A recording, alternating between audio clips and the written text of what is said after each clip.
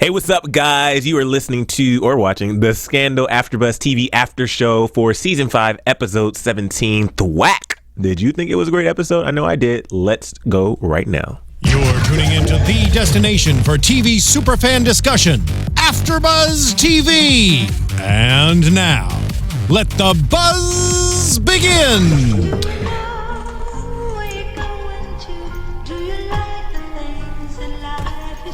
I don't know why that makes you so happy. Her voice, oh my god. Guys, welcome. Your Fab Four Gladiators are here. Sofia's back! I can't. So we're all here, starting with me, Emile Ennis Jr. Hey, what's up, everybody? I'm Kennelia. Hey there, I'm Sofia Stanley. I missed y'all. Hi, I'm Bamm Ericsen. Let's talk about Sofia's glasses, though. I am feeling those glasses. Thank you. Okay, so I started writing topics, and I realized we're just going to go with the flow, because this episode, we'll just go with it. So, first of all, what do we think about this episode? I kept saying 10 minutes in, 20 minutes in, 30 minutes in, and then arguably 44 minutes without commercials.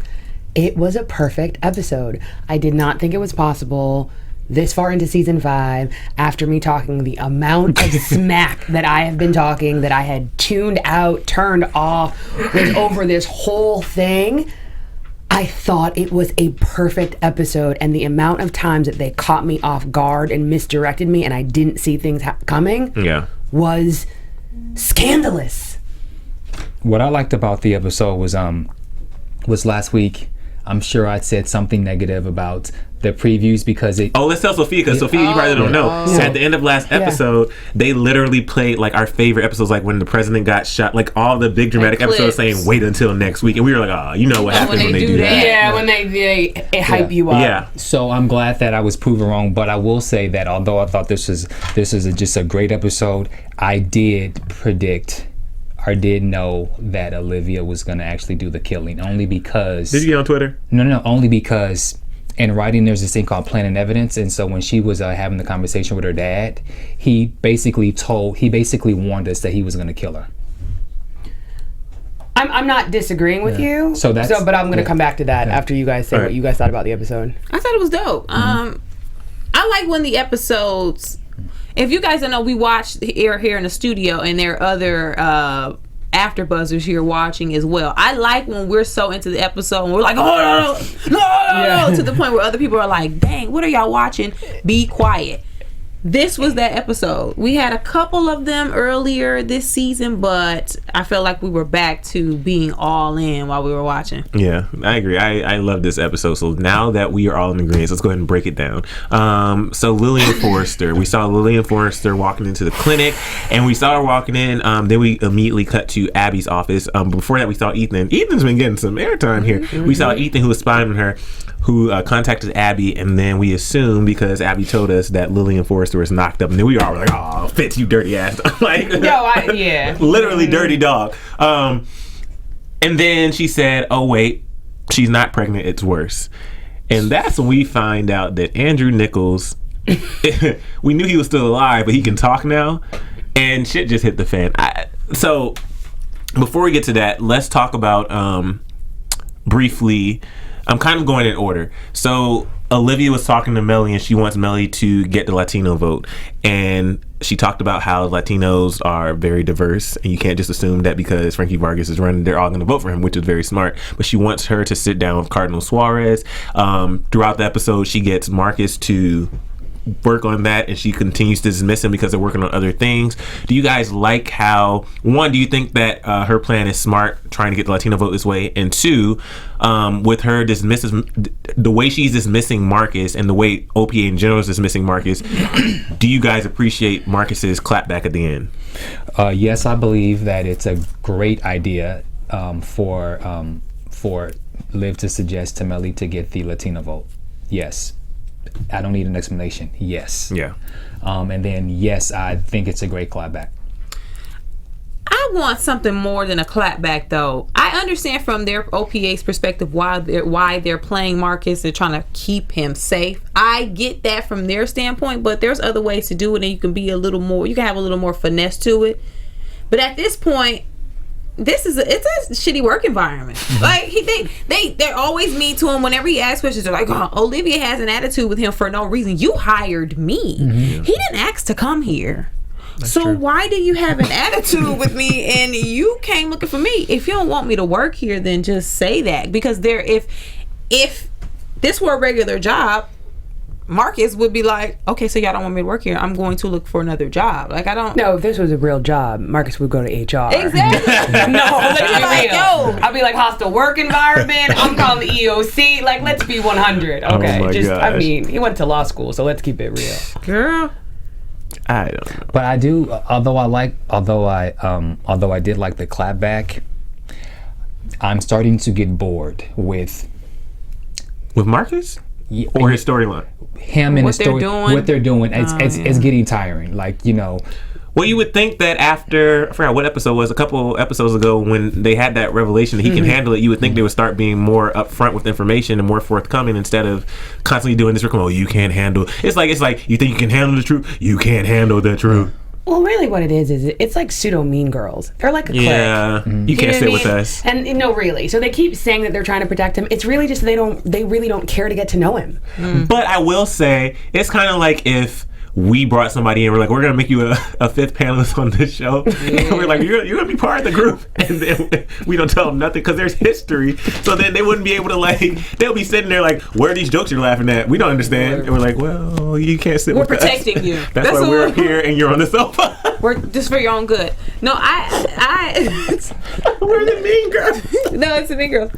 I mean, I think they're setting Marcus up. Y'all, I can't.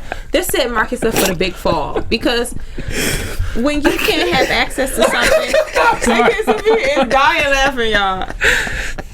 We would do that for real, though. You know we would. We would do that. We would be so shady. It's like, you've never saw that being mean to them for no reason. I'm like, he's watching my makeup. They'd be like, guys just want to be included. We would walk out and slam the door. Like, I can't.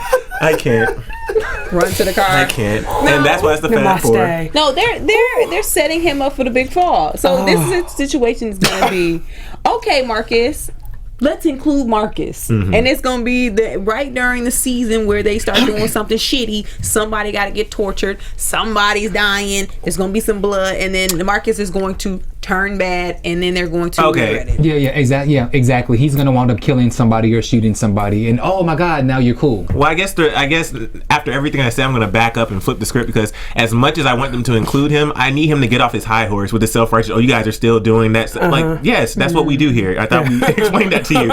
Anyway, moving on. So, when OPA visited the clinic, then Olivia talked to Andrew. She finds out, and she kind of found out the truth, because I guess she didn't know that Andrew had the injection from Huck. The funniest scene for me, or one of the funniest scenes, was when they were all, and when I say they, I mean Defiance Group plus Lizzie Bear plus like all the people that were in the room. Abby. When they were in there talking, trying to figure this out. Yeah. That shit was so funny. Yeah. Like, it was hilarious seeing their interactions, and the drop the mic moment was when Cyrus, they found out that he pretty much had immunity, and he was just like, yeah. And they're like, why are you here? He's like, I wouldn't miss this for anything. He's like, I'm still part of the group. I'm still a member, just a non-voting member. No, I mean, everybody was speaking their truth, and I kind of, in that moment, for the first time maybe ever, I actually liked Lizzie Bear for being the person to say, this is what you need to do. Like, there's no other way around it, because Olivia's always trying to figure out some strategy, and I respect that, but in this situation, like, just do what you got to do. And the acting was so good. Like, take the actual scene out and really think about the actors. To get a scene where that many people are going back and forth, it's very difficult. Like they say, it's difficult to walk and act, like in film, walk and do different takes.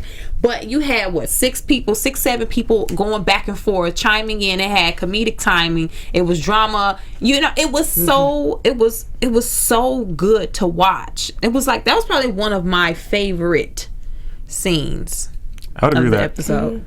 Call me corny, but what I thought was so great about the scene at the very end is when you saw all 3 women grab their purses from off the table, and you saw the shot of the purses lifting, and then they all strutted. I liked it. No, I don't think that's corny. I think it's cool. Okay, so before we move on from this scene, wait, time out. What's up? No, maybe you're gonna go there. What? Go there first. No, what? When he grabs her arm Oh yeah. Okay, go ahead. Sorry. I was gonna say. I was hoping you skipped over that. Okay, I was about to be okay, but they'll come for us. No. Thanks for coming when I called. Abby called. I'm sorry. There were so many moments where I was laughing in this episode because the shade was just me and Abby called and then walked away. She was just like, whatever. Like, it's almost like shoe fly, right? Like, she almost just was like, why are you bothering me? Abby called. I can't. This episode just has me hyped. Like, this felt like OG Scandal without. No, it's Scandal 2.0. Oh, yeah. Scandal 2.0. Yeah, yeah. Okay, so Liv had a lot of flashbacks this episode to when she was kidnapped. And it was actually really sad to see her go through that because we, on this show especially, we get kind of hard on Liv sometimes for obvious reasons. But then a lot of times I think we don't forget, but what she went through was pretty traumatizing. No, I forgot. I forget sometimes. And I forgot until she reminded and yelled at Quinn 3 episodes ago. Oh, she was like, I yeah. got kidnapped, and I was like, oh shoot, you did. My bad. True. Yeah, you did. So we forget, and so it's nice to like see that she's still dealing with that after the fact. Well, not nice, but you get what I'm saying. So we saw her deal with that a lot. She goes to her office and she yells at Huck, "Huck, it was you. Don't think you're not gonna finish the job." I was like, damn. And then she said, "You're gonna finish what you started." And then they said, destroy the West Angola evidence and destroy the relationship with Melly and Andrew.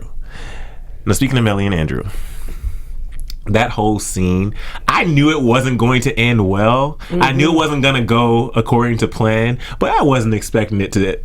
I just wasn't expecting for Andrew to be, because if you think about the way we knew Andrew, initially we were introduced to him when they were having an affair and everything. We knew one side. Then we found out he was the one behind the whole West Angola stage attack and kidnapping Olivia. We saw a different side. But even this side, it was just dirty, especially when you have a stroke too. I was just like, oh.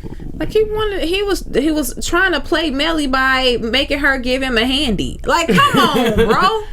Like, come on, dog. I get the manipulation and the power thing, because he was like, am I disgusting you? Shut up. Like, It's a mutual. That's what he sounded like. I took Andrew for my perspective on Andrew is, okay, I need to make this deal. I need to see all these people. I need to say what I have to say because I'm gonna die pretty soon. So fuck it. you thought Because, he knew it was his. it was interesting. When like he says, I pee in a tube, Olivia. Like he's ready to just go and croak. I mean, he feels like his life is bad. So therefore, okay, I'm pissed, I'm angry. You know what? Fuck it. Let me make this book deal. Let me do what I gotta do. Let me see all the people that I need to see. Say F you because somebody's gonna kill me. And I'm ready to go. No, I think he really thought he was gonna live. Yeah, me too. He's waking like he had the balls of someone who had Cyrus's immunity. Yes. You feel me? Like, where's my apple pie? You ain't transferring the money anyway. Give me a handy. Talking to when you're in a wheelchair. No chill. Wait. When you're in a wheelchair and you can't even hold a cup, how can you possibly? Shut up! Stop! I'm sorry. I didn't mean to say shut up. But listen. I'm sorry. Wait, you know what though? Time out. Oh my God, what's today's date?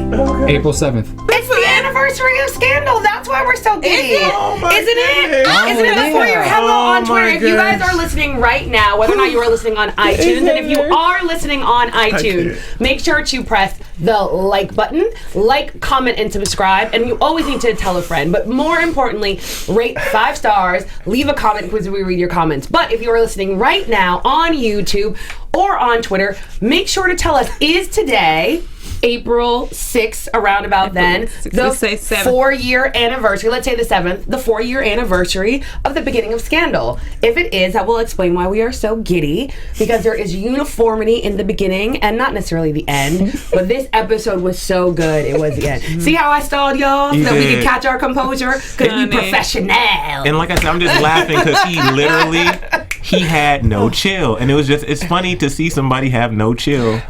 You know, and just not care. But see, and sorry to cut you off, Bamm. I actually think it's because just like what Kennelia said, I think he was feeling himself. Like, you literally are, like, he was in a coma. He was probably in a coma, able to hear everything that was going on, and you actually wake up and now you can talk. Well, I think feeling himself is an understatement. When you slobbing and asking for a hand job. No, but it's even That's worse. balls, though. It's That's not even his balls. It's literally like because he wants to demean her in that way. Does that make sense? He wants to basically be like, you not only have to grovel to me after I played you, slept with Lizzie Bear. Does that make sense? Now I'm literally trying to F up your whole entire life.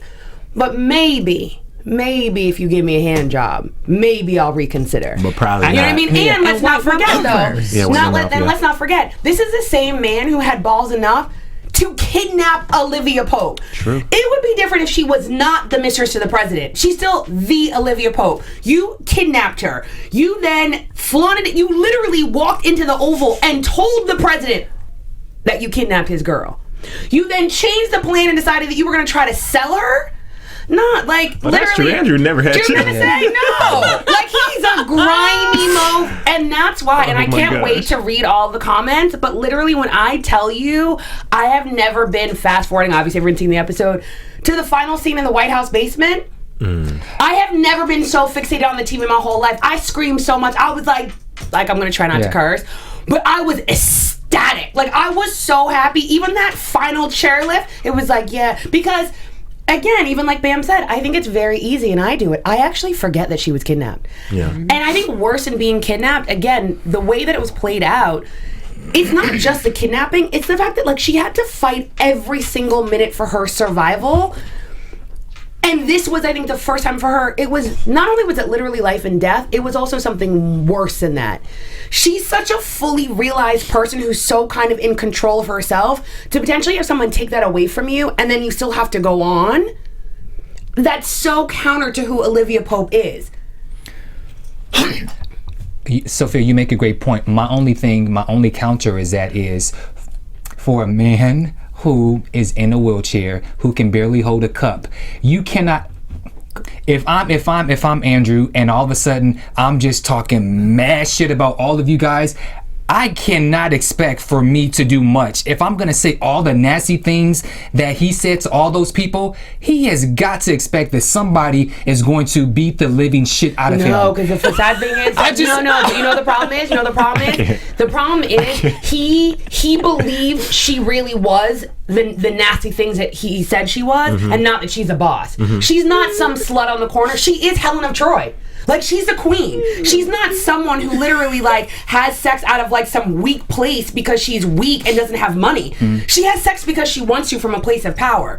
So because he read her wrong, he literally thought he had broken her. So her literally even leaning over on the chair, he was like, yeah, I got you, bitch. And I'm sorry, I have to curse because it's relevant to this episode. And in that moment, and again, she's been fighting it. She's been fighting it for 5 seasons that she is not Rowan's daughter. Yeah. She's been fighting it that she is not the monster. And ironically, in the room, sorry, let me calm down. In the room with Abby when she goes, oh, honey, you were never a monster. What we didn't realize is what she was saying is, because I'm the fucking monster. And like, selfish. Monster can see monster. And she's selfish, but even in that selfishness, it's because she never... You know, almost like the art of war is like you're always supposed to respect your enemy. She doesn't really respect Abby because she's not really an enemy. Does it make sense? She doesn't really value that anyone really is better than her. That's why she can be selfish. To a certain extent, respect comes, like, even, you know, that parent-child dichotomy where there's a part when you're growing up that you really kind of listen to them because they could really hurt you. You know what I'm trying to say? And then that evolves to a certain level of respect. That, like, once you get to a certain age, they technically can't hit you or ground you or take away your money. I mean, mine still does. But anywho, you can't disrespect them. I think that Olivia still very much views everyone in her life as like a child. And that's why, in the same way that Abby said when she goes, who made you do this? Who talked you into this? And she was like, you did? It was kind of like, oh, then she had to talk herself in. And in that moment with Andrew replaying not only what she went through, but in the statements, it's like, I didn't go through all of this. Kidnapping, being with Fitz, not being with Fitz, all of this for it to end this way. I think it's all of the rage that she has never really showed for all of those various reasons came out. But I think he would have never expected that from someone who was a slut in expensive clothes. Side note, you smell good. What are you wearing? Oh, I can't. I don't know. Oh, It's just her natural. Yes. You know what he's probably smelling? Jamaica. I can. You know what I will say in addition to everything that Thank you just you, said, Bamm. Sophia? Another reason why he already had this certain opinion about Olivia, but then when he said, I want $10 million, and then she was bargaining with him, and then when they agreed to it and they did like the fake transfer into the account, just that alone, he probably, in addition to everything he already knew about her, that moment alone was like, oh yeah, this bitch, in his mind, this bitch stupid. Like I don't need to worry about her. That's why at the end of his little, before she went in on him and beat the shit out of him, he said, get out, you're done. I'm like, oh damn. He was a dead duck. I mean, you had Huck. He was surrounded by so many people. He was dead to me. I'm sorry. I mean, I agree, but I never, like, even when I kept saying, like, she needs to strangle him with her bare hands, I still thought never you expected knew. that. Okay. No. I mean, I knew something was going to happen. Like, I knew it could have been, like, I don't know, something. But did you expect her to take the chair and to smash his head? I felt it coming just because we were 15 minutes left in the episode, or less than 15 minutes, and there hadn't been I was a waiting for that parental damn advisory. adult content. Yeah, that's I was true. like, where's the adult? Let me see it. Well, I thought everybody who went in there to talk to him was gonna kill him. When Abby opened the door, I was like, Abby gonna kill him. And then when Liv came back, I was like, Liv gonna kill him. And then Fitz, I was like, Fitz, Eric. I thought everybody was literally going to kill him because he rubbed everybody the wrong way. Well, let's talk about Abby since we touched on Abby. Let's talk about this because this is a layered relationship now. Complicated relationship. So, like you said, when they were talking on the sofa, because Abby, we noticed in this episode, Fitz is listening to Abby and over Olivia, which that's his new work wife. So it makes sense. In this episode, But let's back up. what's up? But in some weird ways, she's actually even more powerful Well, yeah. because she actually never has to sleep with him. Yeah. Never slept with him. Do you know what I'm trying to say? So there's not that additional emotional subtext. There's no complications Yeah. with it. It's just you listen to me because I know what I'm talking about. When they were sitting on the sofa, and when I say they, I mean Olivia and Abby, and they were talking, and it was, I don't know, there was a moment of clarity in that moment because when they were talking, and initially she said, you know, we fall on the sword for him. And I'm speaking of Olivia. We fall on the sword for him. We do everything for him. It's all about him. This is time. Yeah, I'm proud he's finally being president. And then when Abby was going against it, first I was like, well, why doesn't Abby just like, when Abby explained why, because what is she going to do? What's up? No, finish your thought. So I was Sorry. gonna say when she was explaining like what is she gonna do, I just didn't even think like, oh shit. See, that's the first thing I thought. Yeah. I literally wrote down and go, when she losing goes, her this is job. not the time to fall on your sword. And I wrote, why? Is it a bad idea or is it because of your career?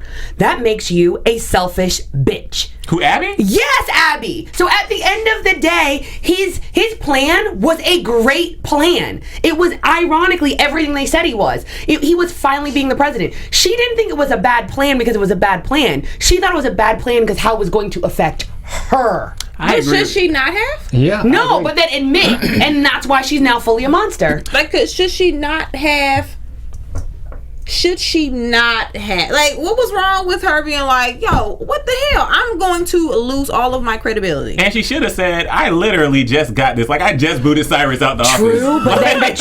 but then we all keep talking about this. But then why did she F up and play her card? You should have been like, yo, I really think it's Lizzie Bear. I've been having intel, whatever. Like, People why? don't know. Why? Do you know what I'm trying to say? People don't know. Because You got the chance to boss up. You thought you were finally like elevated to the master, like yo. And that's the baby thing. Like she love, had, that was her nah. moment. That was her. In that moment, she said, "Oh, I can show Liv. Now, yeah, I did it. But Liv needed to be checked somehow with this whole- I'm not disagreeing What did with she you. say? Oh no, this was horrible. Like she needed to be. No, put she on- goes, Abby- well, you can come work for me. It'd be fun, right? No, it ain't gonna be fun. No, in that moment, I literally wrote in my notes, she became Fitz. No, think about it. The reason that Olivia had to leave the White House is because Fitz literally put her in that box, which was so inorganic to anyone who would ever know her. Like, I am the chief of staff to the president. I stand not only in the Oval, but on the medallion, and you want me, you didn't say, we can do this together. We can run this together. You can come work for me. Well, they you were can playing, come, and it will be fun. That's like making jam and shit. They were literally playing chess the whole night or the whole episode. yeah. Though, because remember, the first time we even made a comment about this is when Fitz listened to Abby and not Liv, and she made that face. Which there were so many. Do you say GIF or GIF? I said gift. Yeah, well, there's so many gifts I need from tonight's episode. Like that Viola Davis one that went viral where she looks, the extra person stands up. Like I need some from this episode. But that was on Brogy shortly. Oh, they're pretty yes. quick. Oh, they are quick. That was the first one. Then we have the moment on the sofa. Then we have the office, and then the final when Liv goes to Abby, and when Abby comes into the room after she deaded Andrew, and he's on the floor. And this is the checkmate bitch moment. Speaking of checkmate bitch, if you listen, go to iTunes, search for Happy Hour Shot of Conversation, listen to the latest episode, and you will find out why checkmate bitch is funny right now. So, mate, the checkmate bitch moment when she walked in, like Abby's face was just like that. It's a dead body on the ground. And then when she saw the blood on Olivia's face, when Olivia looked at her and said, "Never cross me again." That at first that was a drop the mic moment, right? But then after she told her what to do, she literally told her what to do, and then she walks by and she says, 1 hour. I about lost my mind. I lost my mind. This episode, y'all, I can't. Because you got to think too. Abby walks in. Abby read Olivia, right? Had her moment in the sun. Olivia was being selfish, so Abby was like, you know what? I'll show you. Come downstairs. There's a dead body on the floor. You know what, like when blood smells like. So it stinks of dead body. You then see the president like, well, we gotta clean it up. Like they just standing there. Then you see Olivia with blood on her face. So you're like, oh shit, did you kill this person? Sure did. She walks up to you and says, 1 hour. You really don't know on the low though. If you don't clean this up in 1 hour, is she gonna kill you too? On the low. So Abby is like, yo, what the? So then she was at the podium while Fitz was giving his speech. She had tears in her eyes because 1 hour, time is ticking, and guess what, bitch? You probably gonna die. You dying too. She probably thought Olivia was gonna kill her too.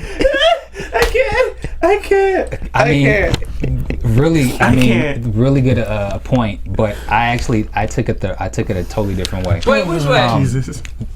I was not impressed with when she said never cross me. I was like, oh bitch, please. What? And let me with the blood on her face? And let me tell you why. Because you let someone, in addition to all the other things that you were going through and what Andrew said, but you let someone get to you to the point where you actually kill somebody. Yeah, that's not cute to me. Yeah. I mean, it's just, it's not meant to be cute though. Yeah, not only is it not meant to be cute, but I think y'all know, anyone who's watched this show, I'm an Aries. Haven't you ever sometimes done something and everyone's like, yo, you ain't gonna feel better, and you totally feel better? Like you curse someone out and they're like, don't do it because you have your pride and you should never let them know that they got you and whatever, and they're like, they won't feel better, and it's like after you do it, you like, yo, I feel good. That's what it was. Yeah. Does that make sense? Because again, I think that we're again forgetting.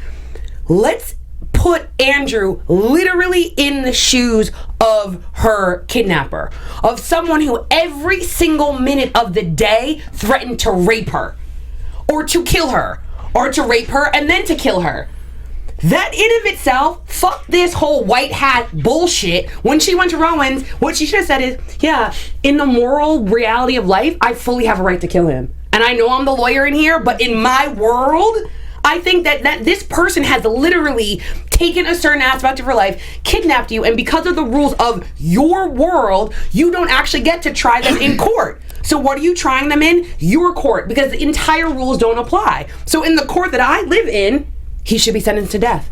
And that's exactly what I did. What's even more effed up about her kidnapping, which I forget a lot, not only everything Sofia said, but remember when she finally got out and she opened the doors? Yeah. And she was, do you know how messed up that is? The fact that she was even able to continue after that, like that right there alone, like I went through those doors, and then the one who like was the bad one but not quite the bad one gets killed by the other one. Like, it was just so many things in there and that then like again, I love this show because I think that this show brings things up in such a subtle way. But again, being sold is egregious in of itself, but let's never forget that she is a black woman. So you are selling a black woman on the open market. So when this asshole has the audacity to be like, oh yeah, what if you get $2 billion? And again, to demean her as if her value was only connected to a man, and then to call her like a $50 whore? If like there's that the racial subtext was sickening. I get all that. I'm saying in regards to Olivia and Abby. So my thing is this, is that sometimes it's like, you must have forgotten who the hell I was. Like, on some real bullshit, even when she was like, when she comes in the room and she's like, Abby made you a good deal? Yeah, because I taught her that. I think that what she needed to do is that Abby literally started feeling herself. Abby thought that she literally had the power of the Oval. What she forgot is Olivia will always have more power than the Oval. Olivia will always also not only have more power than in the Oval. In that moment when she has blood on her and Fitz, the way that Fitz hugged her, she'll always have Fitz. It does not matter what she does. It doesn't matter if she throws him away. It doesn't matter if she tells him the things that we are waiting to see if she tells him. She will always have Fitz. So because she will always have Fitz, she'll always have the Oval. So it doesn't matter if it's like turns to Abby for a split second. The only reason he did that is because when he grabbed her arm and said, "Thank you for coming when I called," it's because his feelings were hurt when she was like, "Oh no, I came for Abby." That wasn't legitimate. That wasn't that he really felt that Abby was more powerful or more intellectual or more of his person than Olivia. It was just because Olivia hurt his feelings. So think about it. What could Olivia have done in that checkmate moment to actually win the game? You either do checkmate, which is literally what honorable people do, or you flip the board over. Not only did she flip the board over, she flipped the board over and smashed it. Just to make sure you know that I'm the HBIC in this room, White House, show, series, everything. This chick not only basically made a move to basically bring down Melly and bring down Olivia, she literally was like, "I'm gonna revoke your pass." Mm-hmm. That was like, petty. Think about it.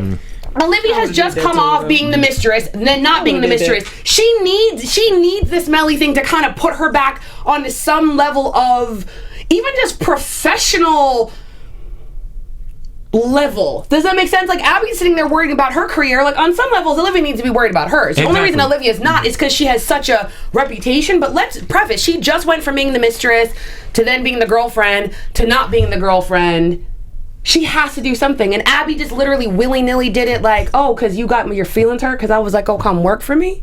Well, I don't blame Abby for doing what she did. I don't blame her at all. Abby, but I don't blame Olivia for being Reed, like, okay, cool, I see you. Yeah, no, the Abby Reed was justified. However, because if it would have worked if it were not Rowan's daughter. If she were completely agree. She's a killer. So completely. Now they live together in the house, which is welcome home. in the Nightmare on Elm Street house. I loved it. I absolutely loved it. Because I feel like on some levels, take it away from everything that I just said and literally just make it that the person who kidnapped her had the audacity when he woke up to not literally be like, you know what, I kind of deserve that. No, not only are you a kidnapper, you're a fucking traitor. No, seriously, you're a traitor. That whole stage, bombing plot, terrorism, whatever. You're literally putting our country in jeopardy. Nah, like just on that alone, he deserved what he got. I will say, while you guys were dissecting the chair and the Abby situation, it brought me back to a time in my life that I have to bring up. Oh, Lord. In 5th grade, there's this guy named Fred. I just remember, I forgot about this. I only got in 2 fights in my life. The one fight was in 7th grade when a guy at a predominantly white school called me the N-word and I beat his ass. This first time, though, was in 5th grade. Fred used to pick on me all the time, y'all. And Fred was like a big dude. He's like when I say big, I don't mean like muscle, he was just like fat. There was one day, he was making fun of me, and he said, "You were gayer than the purple Teletubby." I beat his ass. I knocked him over so fast. Be like, yeah, what? Teletubby, I had to let everybody, and keep in mind, like, I'm bigger now. Back then, I was probably like 4 feet tall or smaller, like super skinny. I beat his fat ass. So, and I felt good. I felt good. Exactly. And it let everybody know, never come for me again, bitch. Check, 1 hour. and mate. 1 hour. 1 hour. I'm sorry, I just remember. No, I'm gonna bring that up in the. You know, you forget some memories. I just remembered that. Yeah. I wonder what you're doing now, Fred. Yeah, exactly.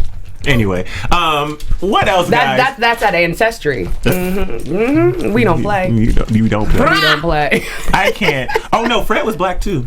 No, I'm not saying that. Oh, I know. Okay, got you.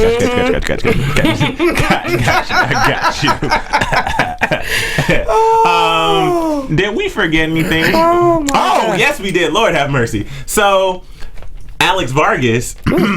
His brother Frankie is not listening to him. He doesn't like the ad, which the ad was corny. The ad was corny. And Cyrus's suggestion was brilliant. It was. It's like, yeah, don't have us do it. That seems like lame. Exactly. Use social media, whatever, Everything like control the narrative. It's but more seems relevant. It will get the everything Perfect. Cyrus said was perfect, which is surprising since Cyrus is the old. You know what I mean? Especially with that suggestion, you would think Alex would think of something like that. But you can tell Cyrus, because Cyrus has been studying, he's been True. watching, and Yeah. so he's been playing his, he's been strategically making sure that he plays his cards properly. He ain't playing them too properly, like laid up at the Four Seasons. right, Tom had he was laid up there with Tom. And he had the brownies on his stomach. What? This is my thing is, why do people who cheat kiss outside of the hotel? No, because what's the point? No, really, think about it. Like, so you not only gonna not go in separate doors and not go whatever, and you gonna go to the Four Seasons? Bam, do you know why people do that? I don't know why people do it, but I know why Cyrus and Tom did it. I don't think I say, but I know why I do it. Because I believe Tom is working against Cyrus. I believe this whole thing is a setup, and so that's why Tom had him booed up, kissing on him. No, but it's not Tom. It's the other way around. Like, Cyrus seems like he's kind of like, whatever. Yeah, but I feel like Tom is putting on an act. So I feel like it was. I feel Tom. Yeah, because the question is, when did Tom, after he faked that death with Rowan, the season that Harrison died, when did Tom really break away from B613? I thought you couldn't get out. Oh, That's true. You It can't is get kind of out. weird. And then he was in jail. Had a makeup. The hair was all done a certain way. He's glowing. Like there's just something. You can't get out of there. Yeah. That's true. And I will say, it is a little weird as far as like being so public with the cheating. However, why do they even have to? I understand like hiding it from the public because Cyrus is married, but why does he have to hide it from his husband? Because they ain't even real. Granted, the husband is trying to learn how to braid the daughter's hair, and so I get that, but it's not a real relationship. They were forcing like. Just tell Well, him. a lot of real why? relationships, people cheat anyway. Yeah. So it really does it matter? No, but not only that, I think the difference is we forget Cyrus is an adrenaline junkie. Cyrus likes the secrecy. Cyrus likes to be grimy. Yeah, and although this marriage between Cyrus and what's his name, although it's not a real relationship, when you even fake relationships, at some point somebody catches feelings, and the way that man looked at Alex when he saw the picture, he clearly has caught feelings. But also, not only that, like, I don't know. Am I like? I literally feel like I'm in the middle of like a mafia Scarface movie. Like, you don't go against the family. Like, I don't give no whatever who brings a picture in front of my house. I'll be like, I don't know what the F you're talking about. That must be Photoshop. I'm gonna close the door.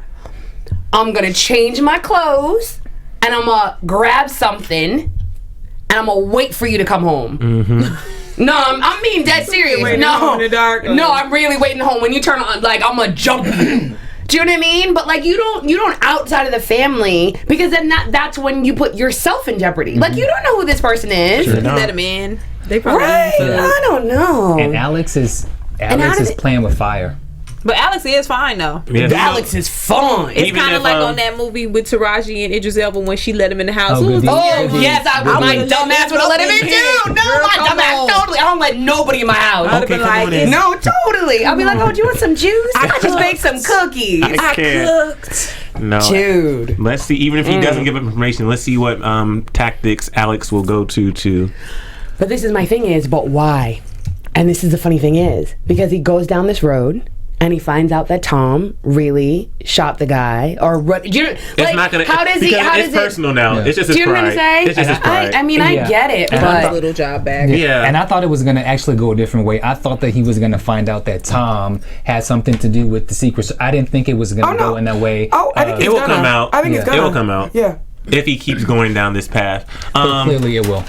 If we miss something, as always, you can find us on social media so we can discuss it more in detail. Hopefully you guys enjoyed this episode. I know we did. But now I think it's time for the moment we wait for each and every week, Kennelia's Cold Piece of the Week. Cold Piece of the Week for Scandal Season 5, Episode 17. First was going to Miss Abby Whelan. She read Olivia and I wrote down, cool, cold piece, Abby, cold piece, checkmate. It was an enjoyable moment. However, because Liv murdered an actual man. She has to get cold piece of the week. I mean, you out here, she got bodies. Liv officially got bodies. Yeah. She did the scandal for Fitz's election. She's the white hat. I've said it's dingy now. It's taupe or gray, ashy gray. However, that white hat is black. It's a black funeral hat. Olivia is gone, and now she lives with Rowan. So she is eternally cold piece of the week. Cold piece egg goes to Jake. Why are they always eating? That's funny. Why is Jake and Rowan, why are they always eating? That gets the cold piece set of the week. They got to be the hungriest duo I've ever seen on television. Oh my god. So for that, they get cold piece of the week. Let us know who you think cold piece Ed should be. Hit us up on Twitter, Instagram, and Facebook. It's the hashtag cold piece Ed. Please. I literally, when I was watching, I was like, why does Jake make everything look so good when he's eating? Like, he makes it look like the best food. The hungriest Like, is he eating for real on set? I need to know if he's eating for real. They had breakfast and lunch this episode. Last time he had the chicken. That chicken, though. I don't even eat chicken. And I was like, that chicken looks He made delicious. that chicken look good. Mm-hmm. All right. Let's go into predictions. And now, your AfterBuzz TV predictions. With this whole Lillian Forrester thing, when the reporter has a hot story like that and it gets taken away from them, she's coming back with vengeance now.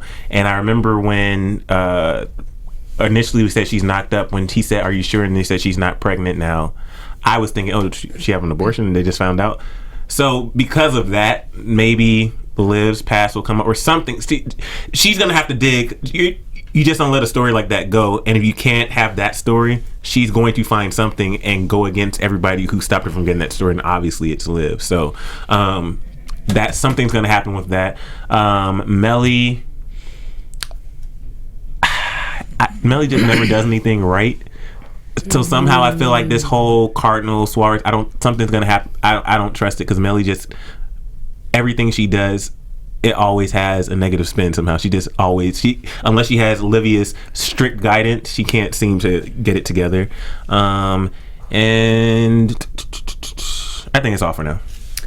I predict that Marcus is going to do something stupid like hurt somebody and be like, now look, I hurt somebody. Can I be included? Just so he can be a part of the dead body crew.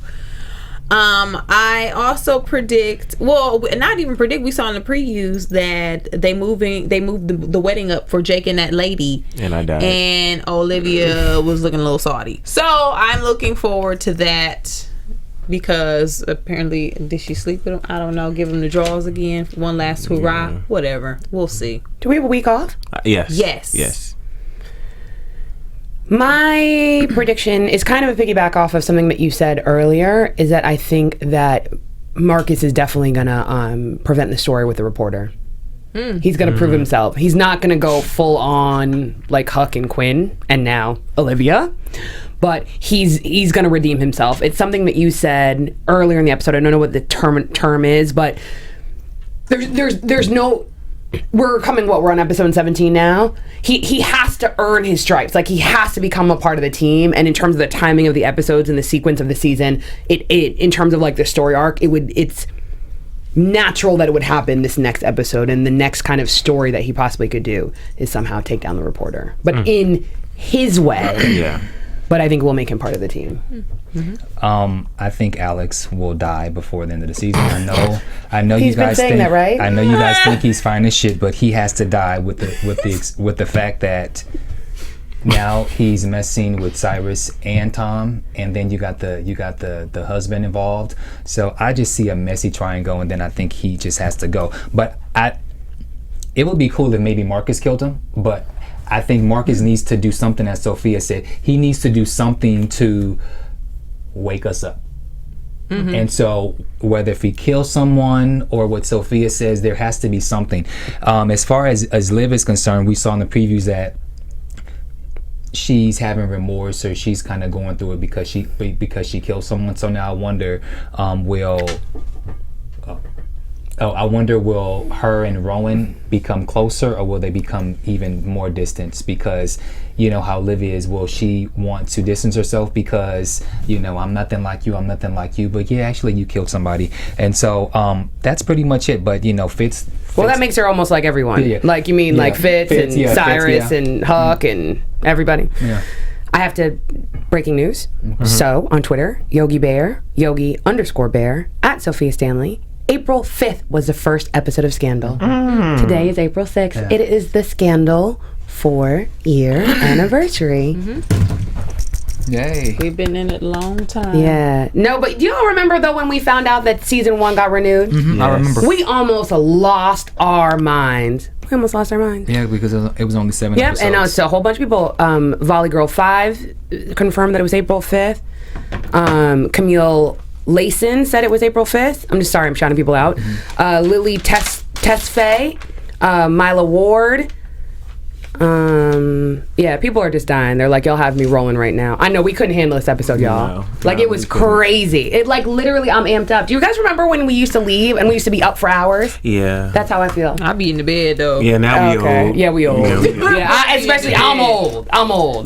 But let us know what you think, what your predictions are, and I guess that's a wrap. Where can we find you guys on social media? You can find me on all social media at Bamm Ericsen, and also I'm on Snapchat as well under at Bamm Ericsen. At Sofia Stanley, Twitter and Facebook, at the Sofia Stanley on Instagram. And if you want to check out our podcast, Happy Hour, A Shot of Conversation, follow us at happyhour_TV. You can find me on Twitter, Instagram, and Facebook at Kennelia. I'm on Snapchat at Kennelia1. I'll be at the Flappers Comedy Club in Burbank this Friday, April 8th, tomorrow. I will be at Milo on the 21st. I will be at Flappers again on the 22nd and Ice House on the 23rd. And for me, you can find me at Emile Ennis Jr. on everything except for Snapchat. Snapchat's at Emile Ennis Jr. 31. Guys, want to thank you for joining us each and every week for the Scandal AfterBuzz TV After Show. Tell a friend, tell the person down the street, tell your coworker, even the one you don't like. We love you and appreciate you, and we'll see you 2 weeks from now. Bye. From executive producers Maria Menounos, Kevin Undergaro, Phil Svitek, and the entire AfterBuzz TV staff, we would like to thank you for listening to the AfterBuzz TV network. To watch or listen to other after shows and post comments or questions, be sure to visit AfterBuzzTV.com. I'm Sir Richard Wentworth, and this has been a presentation of AfterBuzz TV. Buzz you later. The views expressed herein are those of the hosts only and do not necessarily reflect the views of AfterBuzz TV or its owners or principals.